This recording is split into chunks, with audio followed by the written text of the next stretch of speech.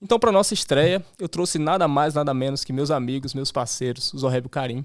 Como vocês perceberam, eles não são do Brasil, mas eles vieram para cá e conseguiram construir uma história muito interessante de prosperidade, onde eles conseguiram alcançar vários investimentos aqui, como posto de gasolina, eles têm loja de conveniência aqui, 7-Eleven, enfim, tem diversos negócios. E presta atenção na história desses caras, vocês vão ver como eles conseguiram prosperar aqui. Que história fantástica. Hoje eu estou como ouvinte, vou perguntar, mas eu vou prestar atenção em tudo aqui porque realmente é muito inspirador. So, I'm gonna ask you guys, please, to introduce yourselves.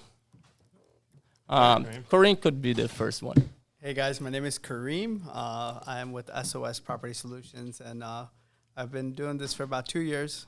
We've been buying homes, selling homes, helping families who are in distress, people who can't afford their homes anymore, or they've had too much damage.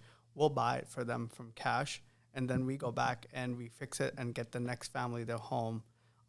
We fix it up and make it look nice, and that's what we do. Awesome. And Karim's business partner. My name is Zoheb, and like Karim said, we've been in business together for about 2 years. I started real estate in 2013 with a mentor. We were going into a lot of investments rather than traditional real estate of helping families buy and sell homes. I was on the bad side of things. In essence, we were doing tax deed sales. We were buying off-market properties. So I learned a lot through that investment company. Then I transitioned into a traditional broker and a traditional real estate agent. Now I'm partnered with a team at Rusu Realty, and amazing broker, amazing support, and then again, great business partner. We did start off our own venture 2 years ago with SOS Property Solutions, with KZ Property Investments, and there's a lot more to come. Great. All right.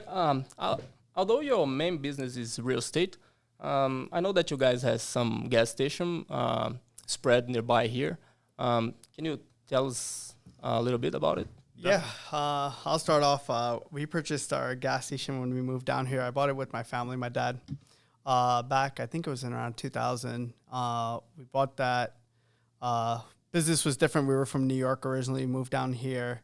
And for the first 2 years, it was tough. Any business that you do, I learned that first 2 years are the most difficult. So funny thing, today we're sitting in the office, but there's a hurricane passing by. When we owned that store 2 years, 3 hurricanes went by back to back to back. Wow. Now, those 2 years when we first bought the business, we weren't doing anything we were doing about $30,000 worth of sales. And this is just in-store sales. And it wasn't good. It would be my dad working almost 18-hour shifts, me working open to close days. I would have to do the cooler, the floors, whatever it needs to be done. Mm-hmm. Long story short, we had the 3 hurricanes come by. First hurricane knocked out the power. Luckily, I don't know, God willing, our lights are on, and so was the fruit market next door to us. Don't know, everybody on the right would lost power, left lost power. We opened up, we made sales. People got to know us. The second one was the strongest one. Mm-hmm. And I just went into the store to just check if the lights and everything is good, or do we have any leaks? Because at that time, the gas stations have canopies, and the canopies were flying away. Mm-hmm. And went in to check. I went to the office. I took my mom with me, and we have shutters, so you can't see outside unless you open the shutters. Some customer came in, knocked on the door, and said, hey, I want to buy milk and bread for my family. Please, if you guys can help me. It's a regular customer that I know. So I told my mom, yeah, just open the door, just let her out. And more customers came in, started knocking on the door. Anyways, 10, 15 minutes went by. I would say 15 minutes. I wasn't trying to make any sales. It was just whatever.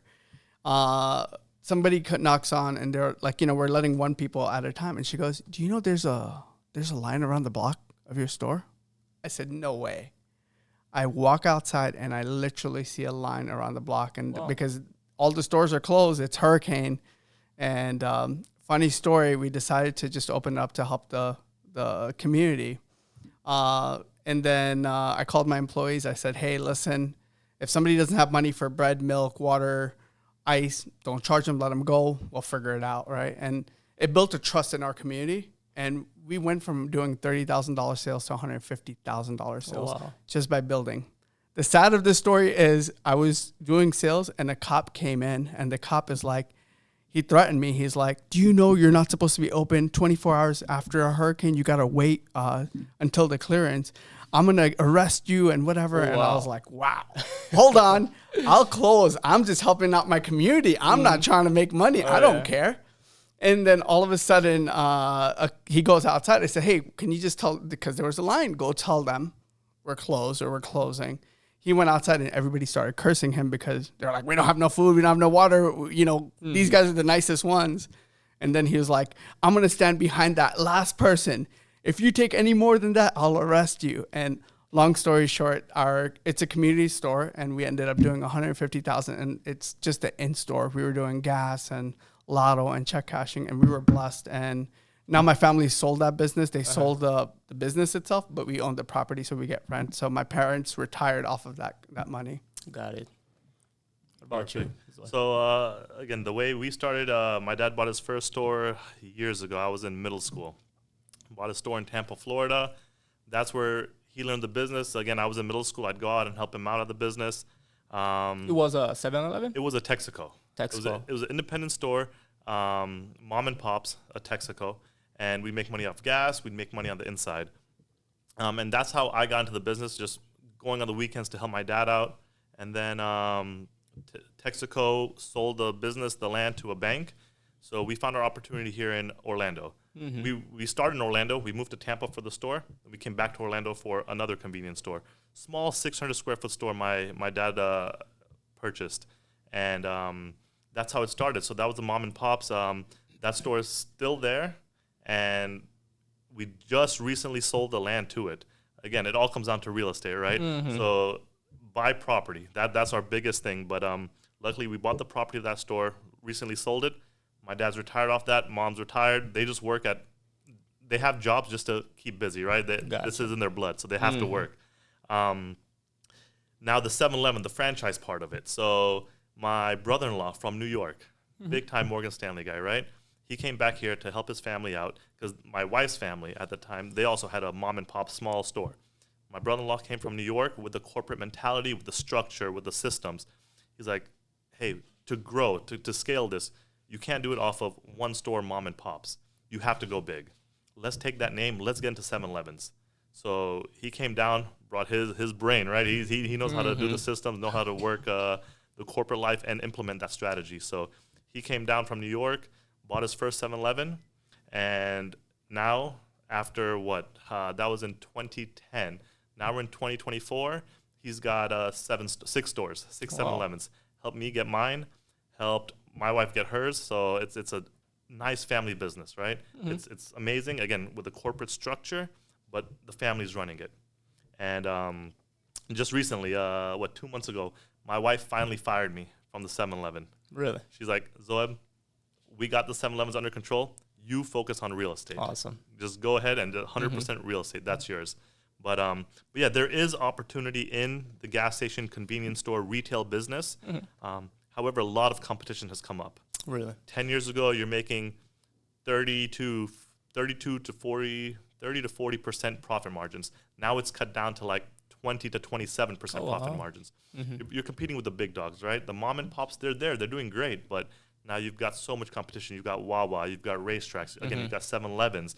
The deals they're offering, it's hard for a mom and pop to compete with. Got it. So. But also, Orlando has grown so much, right? So the population has grown too.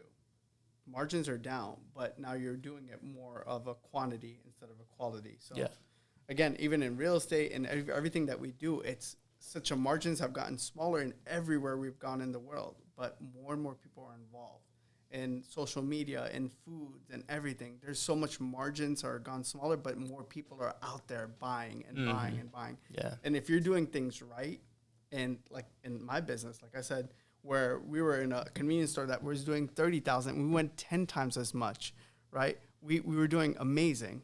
It's just focusing on customer service and doing things right is extremely important. And that's what we focus on every single day. Got it. Exactly. All right. And what about solar? You guys used to work with it and just left? What's going on? So with solar, we deemed it was doing good. Solar is going to be a big part of the future, and I still stand by that 150%. The problem with solar today is understanding. there's a lot of misunderstanding on solar, and especially in the U.S. market. People get... You mean like technical or? Not technical. What happens is solar has no boundaries, right? The government hasn't put any boundaries on anything yet. Mm-hmm. So a lot of people are cheating each other. Then people have bad remarks. They feel like, oh, this guy's going to cheat me as well. Like they hear stories, right? Mm-hmm. So that's one thing that solar was happening. We were doing good. We had good customer feedback. We were getting good referrals and everything. But eventually, Z and I had to sit down and said, hey, we're doing a lot in real estate. Again, focus on one. And we talked to our mentor. We have a mentor. And the mentor was like, look, you guys are successful in real estate. You guys are successful in solar. But eventually choose one that gives you a better light towards the end of the tunnel. You can't do both and expect to have good quality results. Listen, mentor was 100% right. Mm-hmm. Like, all right, let's slow down solar. We figured out, we talked to a couple of companies, and there were a few companies that were willing to buy our leads and our process, and we ended up selling it. And we did good, thank God. And I still get referrals today, and I pass them on to the other company. But you know what? It's a blessing, and now we're focused on the real estate side to help families. So, yeah. Gotcha.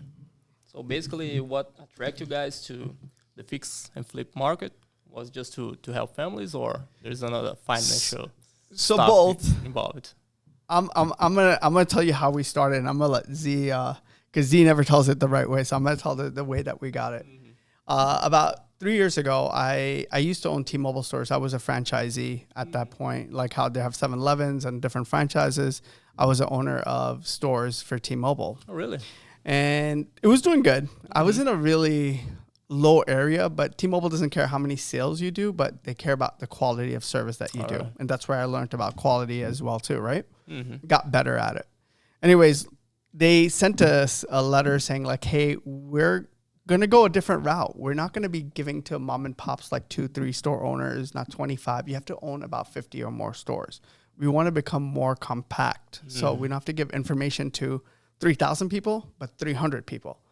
So they sent a notice saying that. And then 6 months later, when our conversation was talking about renewing, they're like, unfortunately, we're not going to renew it. At that time, I had money saved up. And I was like, I reached out. I know Z from my prayer hall, from church. Called him. He was a realtor, like he said, one of the good guys.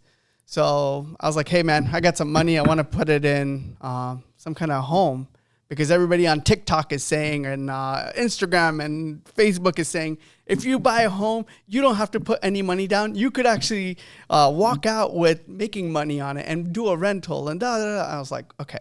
Like, I'm going to buy a home and try to have a rental income come in for my family. God forbid if something happens, my parents and my sister still have another source of income. So I called him. We looked at 2 properties. We were like a little 50-50.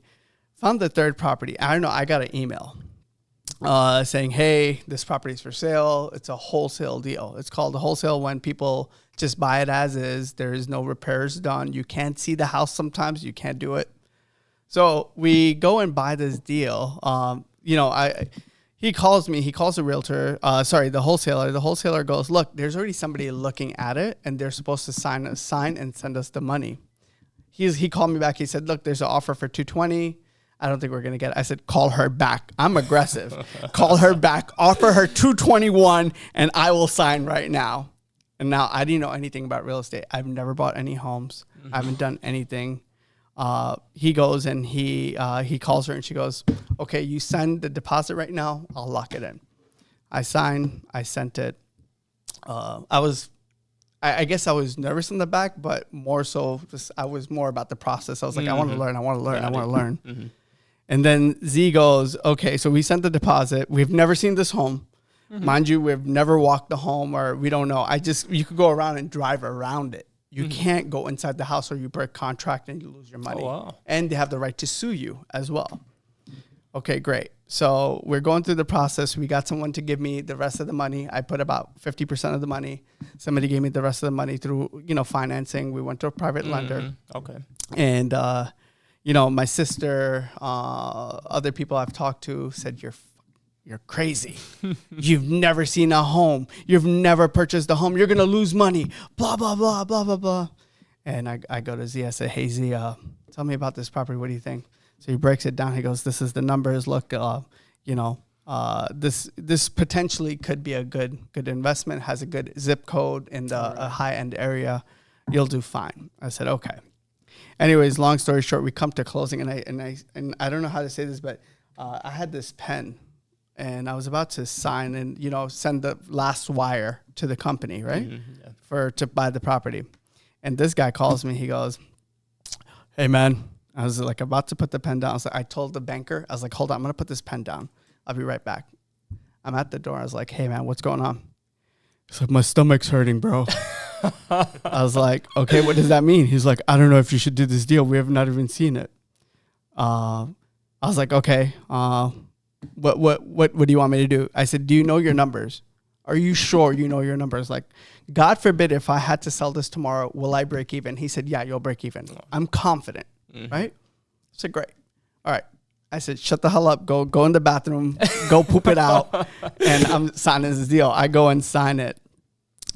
So we walk into the home and it's pouring.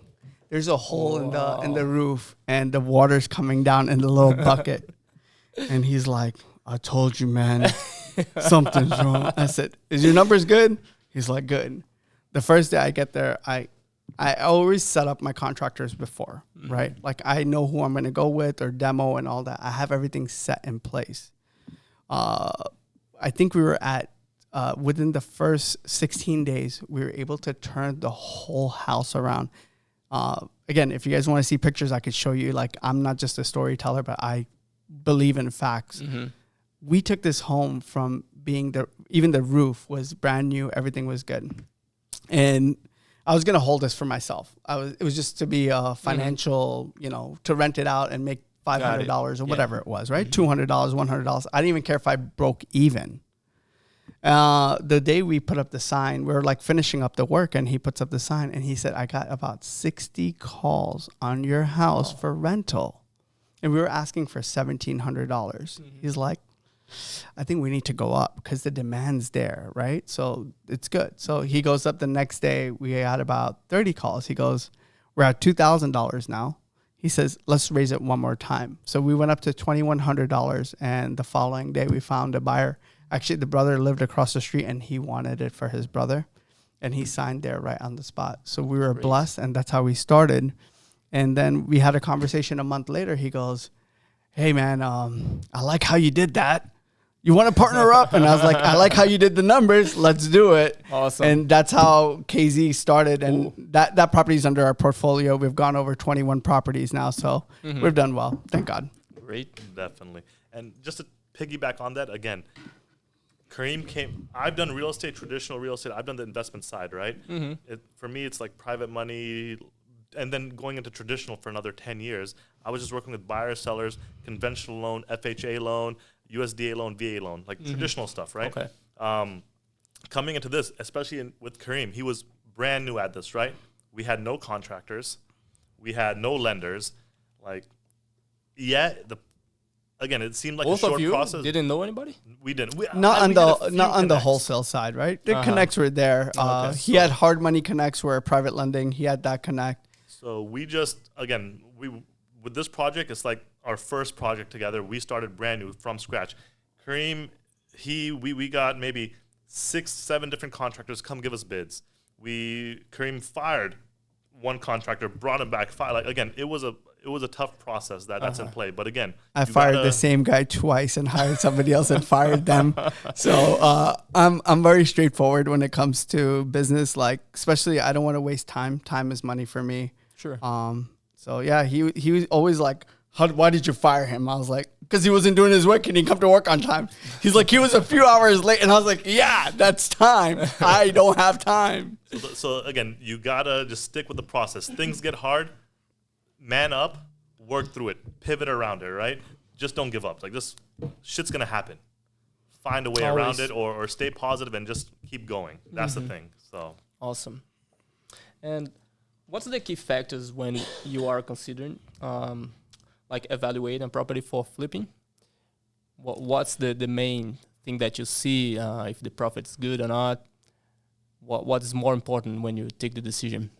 I think Z is a good person to talk about this, about numbers, and I'll tell you about the contracting side. So when we evaluate, or when I evaluate a property, every property I evaluate, again, we look for location is the biggest thing, right? Location. Everyone preaches this. Find the right location and then run the comps. See what's selling around it. What type of home, what finish it has. Again, also, you don't want to buy the best house in the worst neighborhood. You want to buy the decent house in the best neighborhood, right? All right. So it's just running your comps, looking at what's selling, what's not selling, why is this selling, why is this not selling. We have our buy box. Buy box means if the property hits all our check marks, then we're buying. And for example, our buy box, it has to be a block home. It has to have 3 bedrooms, has to have 2 bathrooms. Because again, that's what the family's looking for now, right? That's a safer bet to get into. We're very conservative. We do take bigger risks, but right now, with the way the market is and how it's shifted the last couple months, we're very strict on our buy box. So again, block home. Age, we prefer to stay 1978 or above. But if it's below and the margins are there where it checks every other box, maybe we'll go for it. And that's pretty much it. Again, zip code, it hits our buy box as far as block home, bedroom count, and we look at comps. If the numbers make sense, price per square foot, then we go for it. Awesome. What about the title? Title, yeah, we do worry about title as well. Title has to be a clean title at closing, right? There may be code violations. We've been able to work on code violations. Liens and so forth, those have to be cleared. We don't like to get into properties with certain liens on them, certain mortgages on them. We want to make sure a title is as clean as it can be. Or if there's a work around it, we'll find a work around it. But at closing, we have to have a clean title. Got it. And how do you know if the title is clean or not? So every property we buy goes through a title company, right? So the title company gets paid to do the title work. They give us title insurance, make sure they deliver us a free and clear title. So that the title company does. And luckily, we've been able to partner with a great title company, very investor friendly, and they go above and beyond. They're out here in Orlando, the closing city. Great friends of ours now. But again, they protect their clients. So awesome. So title companies. Yeah, the fun part about this is that you got to do your homework before you purchase the property. Then you got to also start working on what you need afterwards, right? Now, again, like I told you, success comes with failure and failure comes with success. We failed on one big project, right? It's not like you succeed all the time, but from that, we learned a lot, right? Absolutely. Make sure you're getting the bids before. You're trying to find out the best contractors for the quality and quantity. It's not about doing it cheap for $5,000 less, but it's also trying to find the right contractor who's going to put their time and effort in getting the property to a good standings before you could sell it out. Because if you don't do that correctly, guess what? Regardless how much the property is worth, another family won't buy it. It won't pass inspection. It won't get appraised. There is before, during, and after. There are 3 parts when you do investment properties. Got it. You have to make sure they align up. If they don't align up, you have failed. If you don't do your homework, you fail. If you don't stick on top of your contractors and fire them 3 times, you fail. Yeah. If you don't find the right realtor to go out and sell the property, you fail. So you got to have everything aligned. And I've been blessed because he's a realtor. So after we're done with my side, with the construction side, I just give the key to Z. And on average time, he's done about 30 to 45 days. We've been able to get rid of a home. And that's like the longest. We have a home sold in 6 days, 1 day. We have sold in 15 days. So all of our properties, we don't go over that 60-day marker, except for one that I told you that we failed with that one.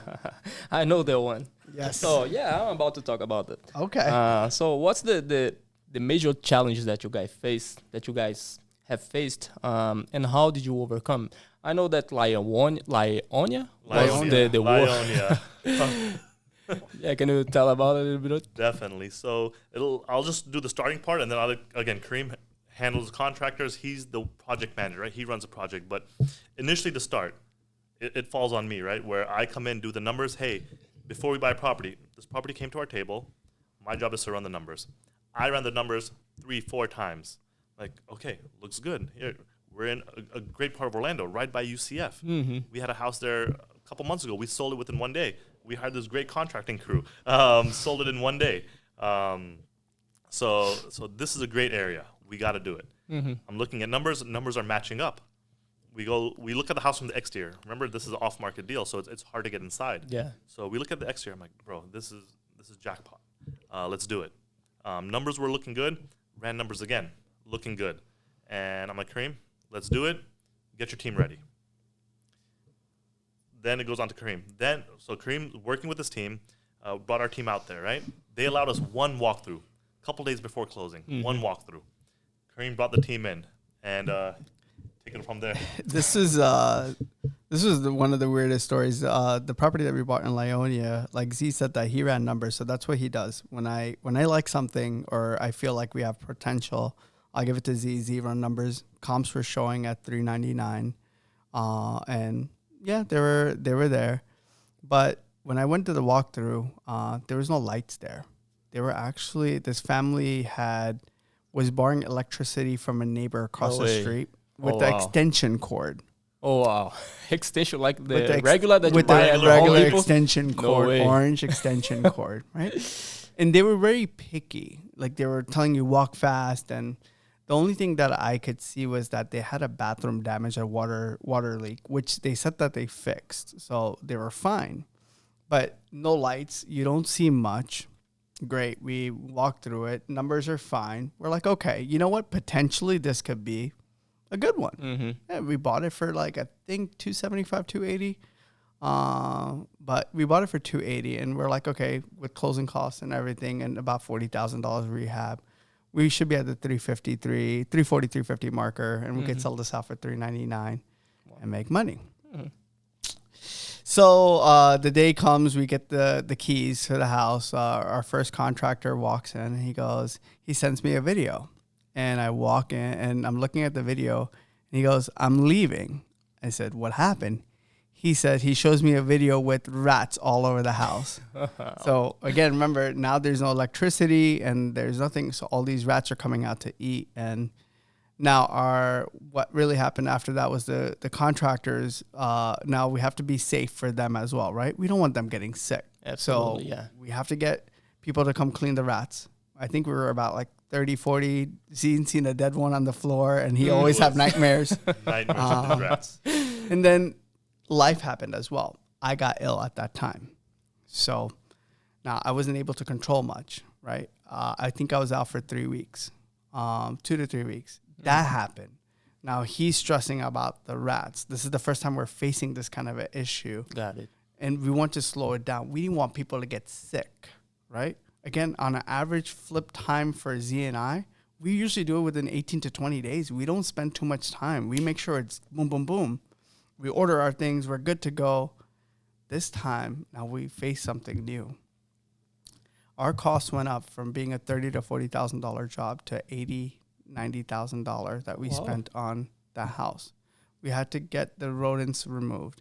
We had to get all the insulation removed. We took out most of the drywall on the bottom because the rats were peeing on it. We had to take out the studs. We had a cleaning company come after to redo the house again. Jeez. So the cost just went. Now I'm sick. Things are running slowly. Again, Z's just the number guy. I'm the contractor guy. I'm sick. He's trying to help out, and he's seeing dead rats in his dreams. But hey, things happen for a reason. We learned a lot. At the end of the day, we were able to get this to a good family. And Z's numbers were right. We were not that bad. We put it on the market for $429 because that's the only way we'd have profit. Didn't sell. We had to lower it. We had to respect the market because we don't decide the price. The market and the people do, right? And the market was showing that, hey, look, it's going to sell at $399. We put it out for $399. The family was blessed. We were able to get a good family in there for $393. It was a little bit less than what we expected, but hey, it's good. It's off our books. Sometimes it's good to take a small loss than a longer loss. Yeah. So that's the business that we're in.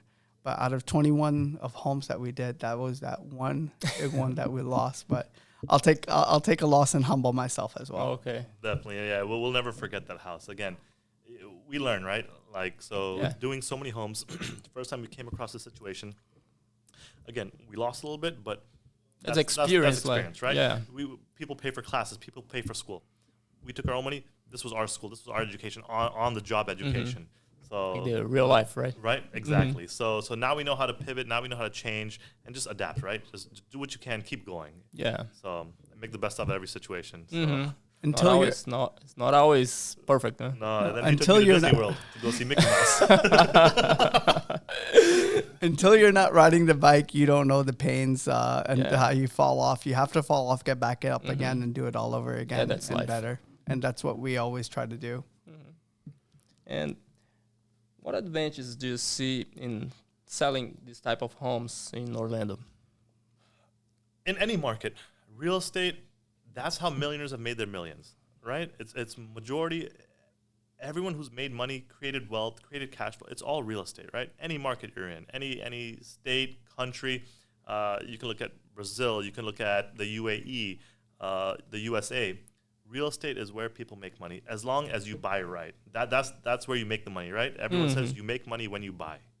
In our market here in Central Florida, it's, again, very strong market. It's a slow time now, but again, every market is, and it's, as long as the numbers make sense, you'll do fine.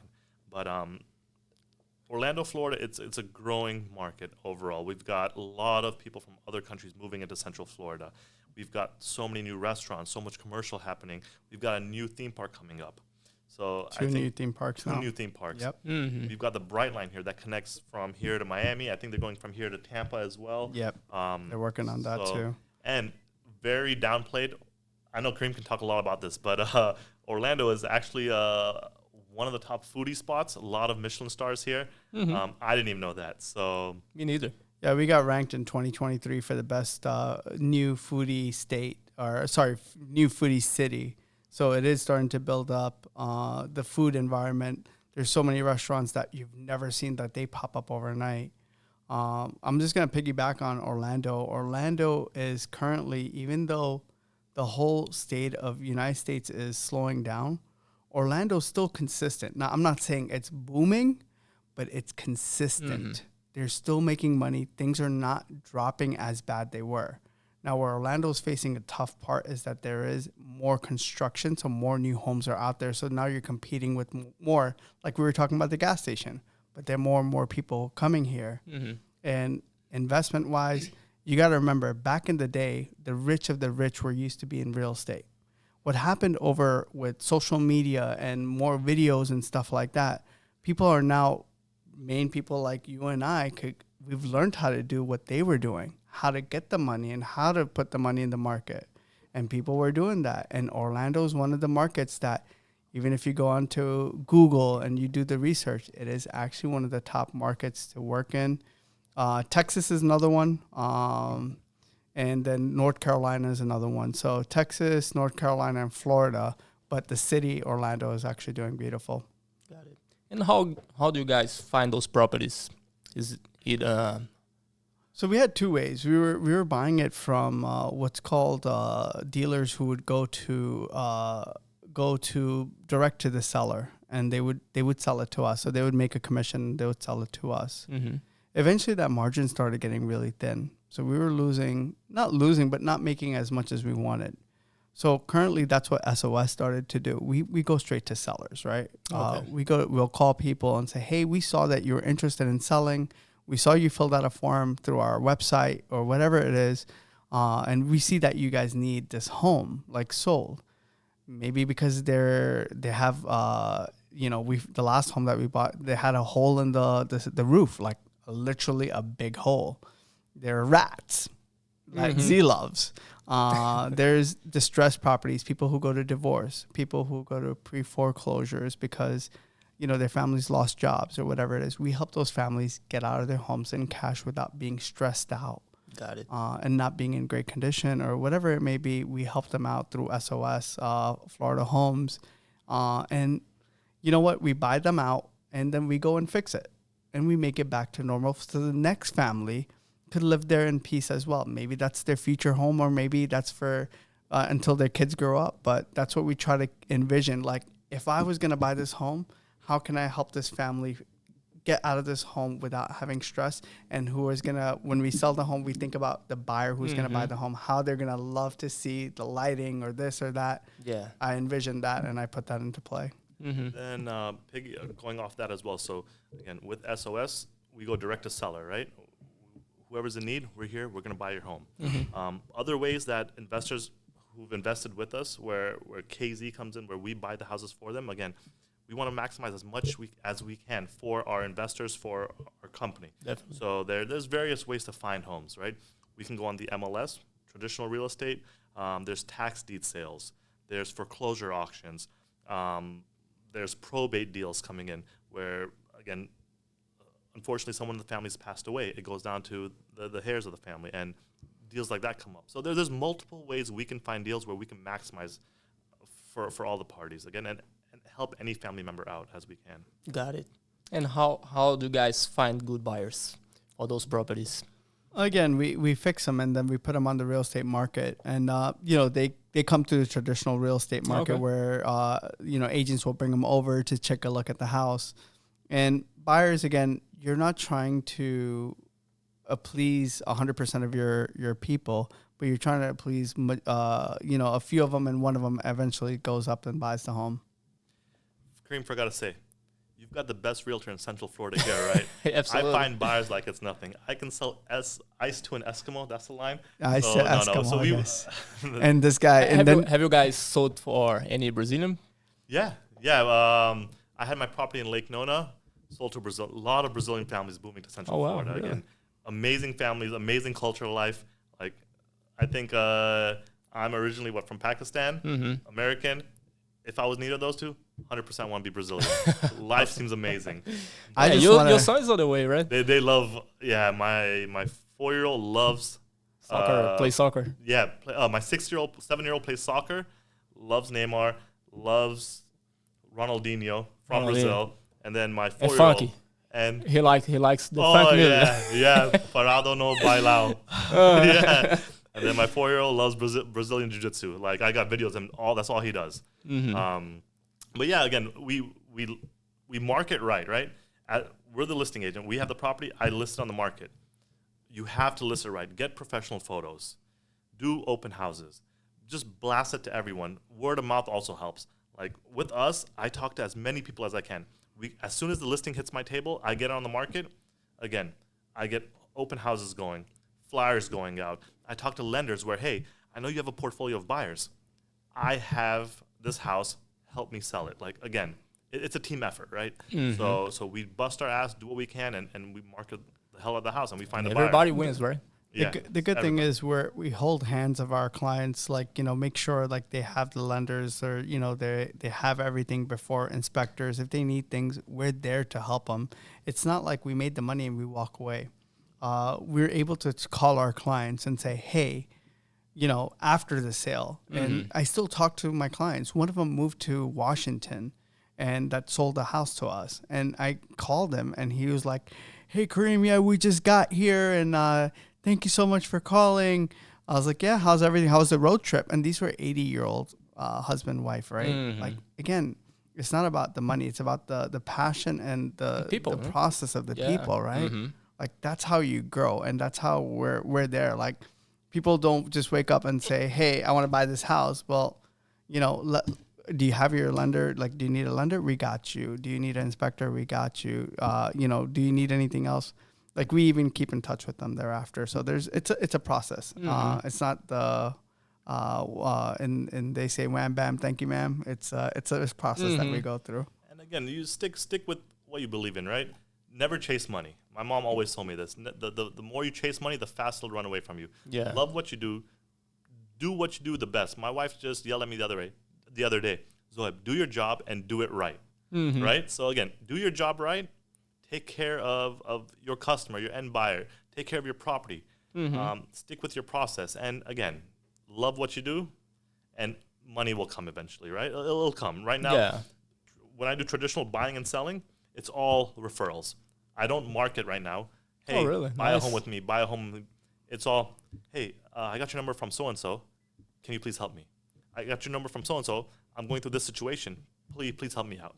So again, do the right thing, and it'll all fall in place. It comes naturally. Like he's saying, he was falling in love with doing real estate so much. That's why his wife fired him. Exactly. And that's why he doesn't have a job at 7-Eleven anymore. His wife takes care of the 7-Eleven, and he does the real estate side. Exactly. Nice. And what common misconception do people have about investing in Orlando real estate area? Misconceptions on again, I'll let Karim go off of what I'm going to say or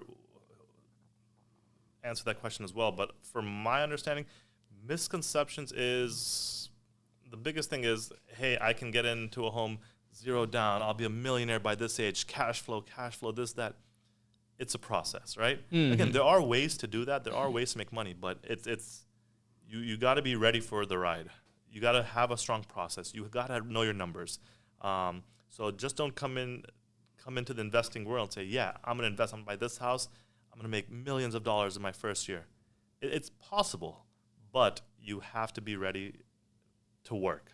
So yeah, best for me, for investment wise, the misconception is that I'll make money fast. Like Z's saying, it's a slow and steady race, right? Like if you really want to go fast, you can, but the problem is you'll have a lot of mistakes.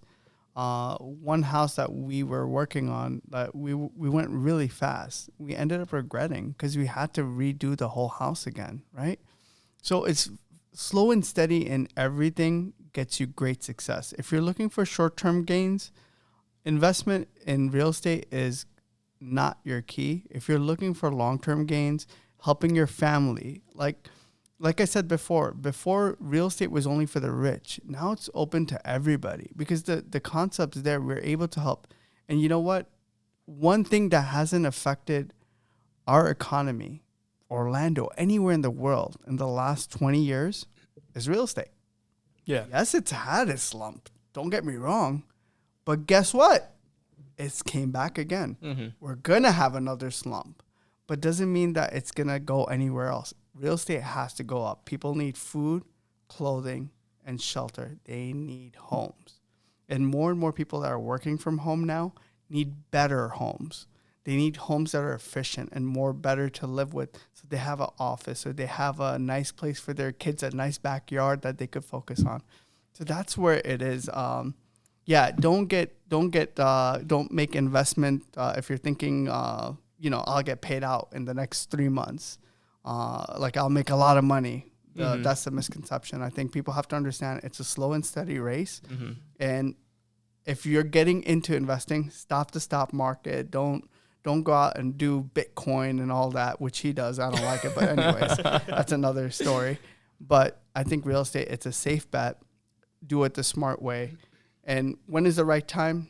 The right time, they say, is now. You just have to figure out if it's a low market to buy it at low, if it's at a high market to still buy it at low, but you're able to sell it for more. That's the key to real estate at the end of the day. Got it. And besides gas station and real estate, what else you guys do? So, what else do we do? So, again, every business, every industry, you have to pivot with the times, right? Again, and this happens everywhere. Times change, things happen. Right now, we're facing in Central Florida and all of the nation, right? Rising interest rates, slower market, housing people can't afford. There's no affordability in housing, right? Mm-hmm. With that, again, Karim and I, we bust our ass. We keep up with the trends.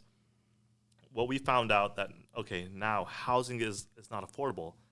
Homes are sitting longer on the days. Prices have skyrocketed during the last 3 years, doubled, tripled in value. And people can't afford it with these rising rates. So we pivoted. Now we're buying something that no one creates any of, right? Mm-hmm. Only God can give the land. Man can't make it unless you're somewhere in the UAE where they're making man-made islands. But right now, we're buying land. And what we're doing is we're buying land, and we're putting manufactured homes on the land. So we're doing affordable housing. Again, brand new homes. You wouldn't be able to tell the difference. Mm-hmm. Comfortable. Big backyards. Half an acre lot. So the biggest thing that we're in for, again, we stick with our passion, right? Like I said, don't chase the money. Mm-hmm. Just do what you're supposed to do. Our goal was to, in the beginning, hey, let's get families out of bad situations. let's get new families into brand new homes, into new homes that we've remodeled. Now, sticking with that same goal in mind, that mission in mind, we pivoted to manufactured homes. We can get land, put a brand new manufactured home on there, and get a family into an affordable home where they're comfortable, they're happy, and they're not losing every penny, working hand to mouth, just paying the bills and getting by. So that's our new venture. We pivoted, and now we're in the manufactured home space and affordable housing. So at this time, like if you purchase a home in Central Florida today, your average cost is about $400,000 to $600,000. Manufactured home and buying land will cost you anywhere from $250,000, and that's pretty nice home, brand new everything. Again, we're looking at different opportunities, right? Like you got to pivot in the real estate industry. It's not one size shoe fits all, right? Anderson, if I asked you a question, are you a size 3? If I give you a size 3 shoe, would that fit you? Definitely no. Okay, so that's what we try to find the right shoe fit, the right color, right everything, and make sure it works out with families as well. And right now what people are needing is more affordable homes. And that's what Z's really focused on building. Like we want to make sure we help as many families as we can and make sure they're able to get into newer quality homes.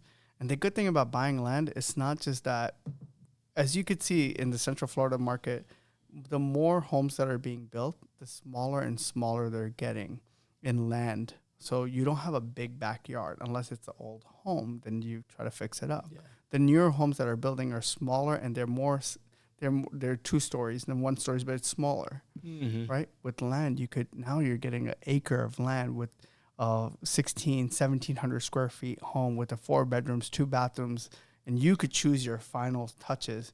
And families are starting to like that more. So, and it's a lot more cheaper than 1/3 to 1/4 of the cost of what you're going to pay on a home on the market. It's a little bit far from this area, right? It's actually the outskirts of it. So it's not anywhere from 30 minutes to an hour. Oh, really? But it's not that far. As Orlando gets more crowded, the problem is the taxes are going up. So going outside to these Central Florida areas, when we say Central Florida, they're about 30 minutes. I would say 45 minutes. Ocala's one that's getting very popular right now. Palm Bay, Ormond Beach, Eustis. So we're finding deals all over, right? As long as there's land there that we can get a home on there, and it makes sense for the end user, we'll buy it. So we're looking anywhere from 50 miles within Central Florida. Okay. So. How many have you bought already? So we're on 1, 2, 3, 4, and we're working on a big project as well. Awesome. So we're again, this is new to us. So we just started about a month and a half ago. So again, we're pivoting with the times. So like Karim mentioned, I'm every day in the office looking at properties, learning the process, learning what we can and can't do. Karim's out there still yelling at contractors, doing what he can, right, to help support me, straying away and focusing on the affordable housing. He's handling the SOS side of the business and the fix and flip side right now. So So yeah. Again, we're not completely out, but we transitioned into, before we were 100% finding homes and trying to fix and flip. Now we're 50-50. I'm still doing the fix and flip side and buying homes from sellers. And Z's focused on the land and manufacturing homes and construction on that side of town. So we've learned to cut the slice a little bit. So God forbid if one went down, we still have the other one, and vice versa as well. In business side, we want to make sure that we're still keeping balance at the end of the day. Okay. All right. And how do you guys balance the demands on your business and the personal lives? Oof. I'm I know that you are. I'm bad at that. I work weird hours. I'll even work till, like right now I have 2 more calls I got to make after this. So I'm always working, right? But I try not to work Sundays, and I don't have kids myself, and I'm not married. So anybody who's looking for someone, but on a serious note, like I have a niece and nephew, and I spend time with them on Sundays. And Z and I think when we first started the company, our biggest passion was for our families. So I know we're still trying to make money, but yeah, we got to focus on the balance. And my balance is not there, but I need to work on it. But I will give a big shout out to Z, because I love I love how he takes care of his kids, taking them to soccer practice. It's not easy being a dad. He's running from place to place and doing things. And I'll let him tell you, but I see the balance in him, and I respect that as a partner, as a business partner. Yeah, no, again, you got to make time for your family, right? You're here limited time on earth, right? So do what you can. You have your family. We're doing this business for our family, right? Correct. So yeah, it's again, having a good business partner definitely helped out a lot, because, man, so many times I feel bad. I'm still looking for one. Monday, Tuesday, Thursday, running out of the office at 4 o'clock to make it a soccer practice. Saturday, Sunday games, taking my wife out to keep her happy as well. Again, the support I have is there. My wife, amazing. Like Sabrina, she is no bullshit. Do your job. That's all I care about. Do your job the best you can, and that's it. And she's happy. And I was luckily blessed with both our grandparents here, right? My mom, my dad, my wife's Sabrina's mom and dad. So the support is there, and that's what we're blessed with. Thank God for that, right? I can run out the house at 8 a.m., 9 a.m. Sabrina can get to her work. Kids are in school. If it's the weekend, my parents help out. My wife's parents help out. So it's just creating a good team. You have to have a team to succeed, right? One man can't do it all. Yeah. You have to have a good team. And luckily, in business, I have a great team. And in my personal life, we have a great team, right? So just doing what you can and prioritizing. Nice. Maximize what you do in the amount of hours you have. Mm-hmm. And how do you guys project your business in the next 5-10 years? Well, I'm a dreamer, so I'm but I will get to my goal regardless. I want to be a top 5 company. Our SOS Florida Homes, I want to be a top 5 company within the next 5 years. And then with KZ, our fix and flip, I think I see a gradual increase in the next 6 months, because if the market goes down, that's where we want to buy a lot more homes. So right now it's on a skyrocket. Hopefully it comes down. People realize, what their true value of their homes are, and then we'll be able to balance more of that. And I think KZ will be a very good long-term company. SOS will be a long-term company as well. So both of them, if I'm not in the top 5 in the next 5 years, I would be surprised.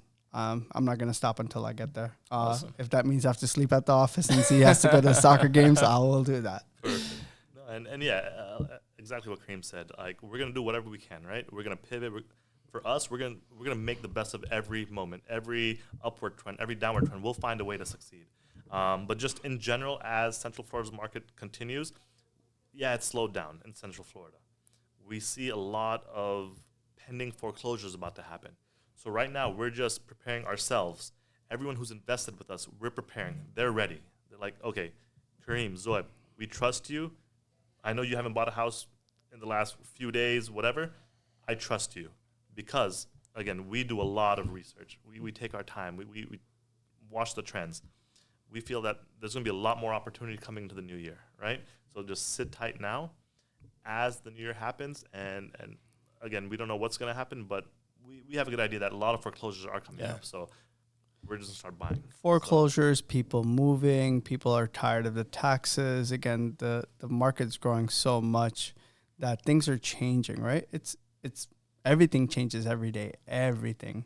So things are changing in Orlando. More people are moving from California and New York, which is causing the increase of taxes and everything as well. And, over there, they pay $1 million or $5 million for a home, where you could get over here in Orlando, you get it for $500,000 and live like a king. Mm-hmm. So that's what people are getting more comfortable in Orlando from New York, California, and all these big states that are charging a lot more. They're getting more stuff down here than they would elsewhere.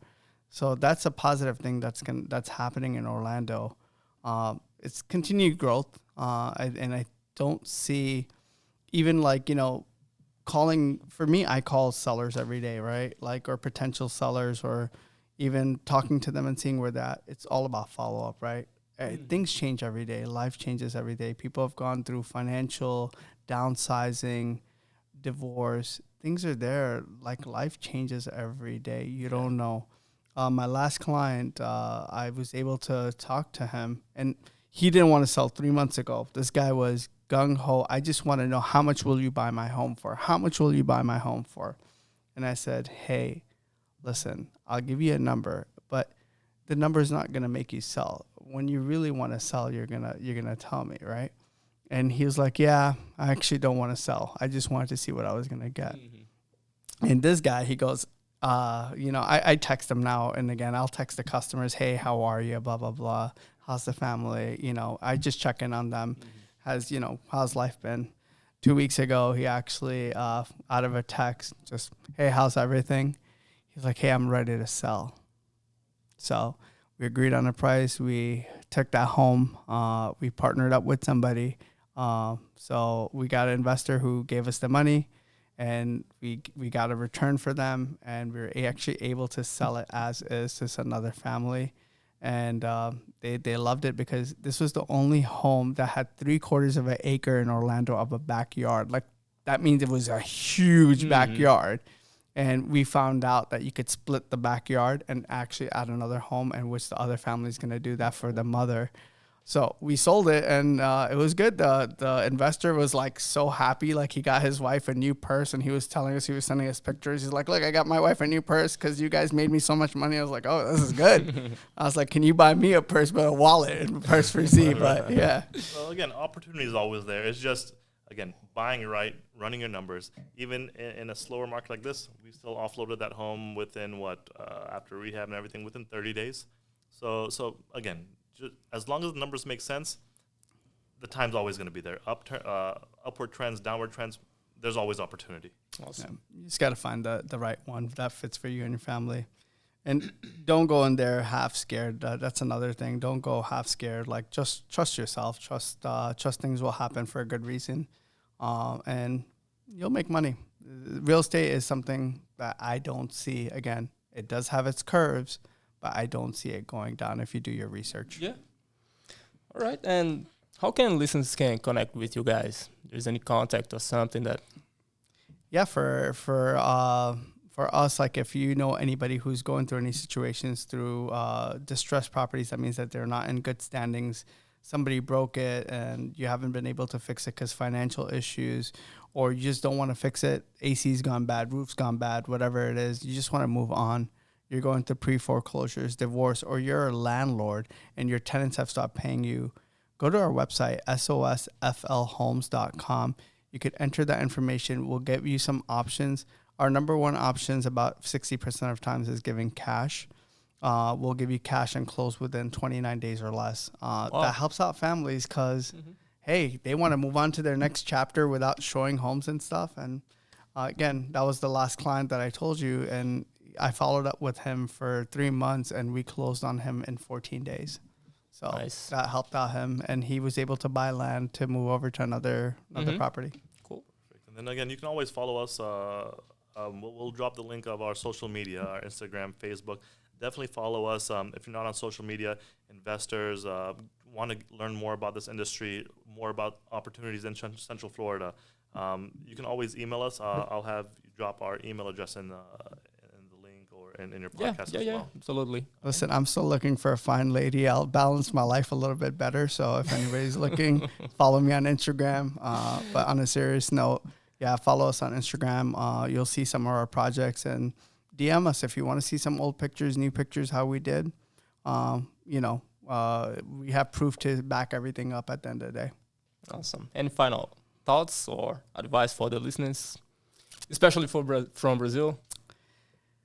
Guys, for families in Brazil, I know things have been good and bad up there. And if you're looking to do some type of investments or trying to come to the States, there are programs. Reach out to lawyers. If you buy certain properties and lands and stuff like that, if you put in, you could come here and bring your family. And just having that peace of mind that your kid has some investments that are going, even if that means buying and holding, it's good.